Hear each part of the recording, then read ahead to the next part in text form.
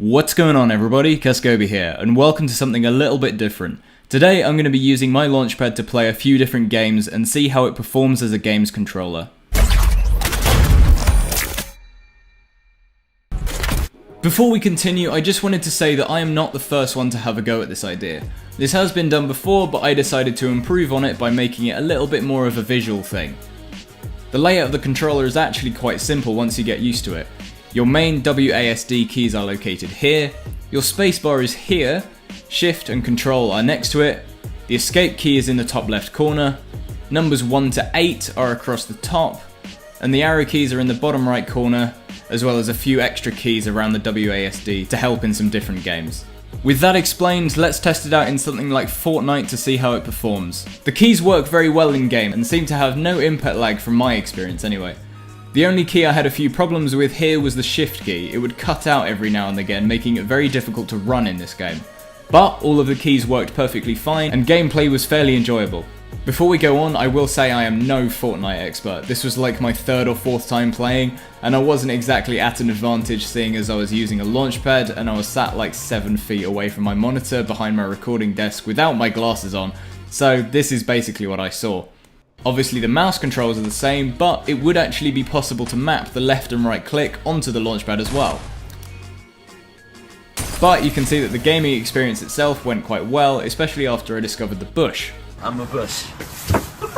So anyway, welcome to the next minute or so of absolutely trash gameplay. Obviously I'm just using this to test out the Launchpad controller, but in my experience, obviously, it does actually work quite well. And obviously with my channel being quite a Launchpad focused channel, we obviously included a Launchpad in this video. Recorded here as well was my first ever kill in FORTNITE. Like I said, I'm no expert, so I just kind of hacked him with a pickaxe. I did well. Yes, got a kill! But the game went well, and we won in the end, so that's all good. Let's try out something simpler like Minecraft. In this game, every control seems to work fine, except from Shift again. Shift always seems to have problems when I map it to the Launchpad. So in Minecraft you can't crouch using Shift, which is kind of a shame, but all of the other movement doesn't feel restricted, and all controls act as normal. Moving on, let's try some Geometry Dash, some of the simplest controls in a game. So I actually can't think of much to say for this one. I mean, the spacebar works. Awesome. Finally, I wanted to test out some Stick Fight. This game in particular made me notice that it's much harder to know for sure when a key is pressed. The Launchpad Pro buttons don't actually press in like you might think. However, I still feel like the game was easily playable. It wasn't too difficult. Anyway, I felt like I'd actually show you how this software works and how to get it working yourself if you wanted to try it. The conversion program is run in Bome's MIDI translator, available for both Windows and Mac, and it has 52 separate commands that I've written for 26 different keybinds. One for the key up command and one for key down. So this is the meat of the process and basically enables the Launchpad to use the keys in the first place.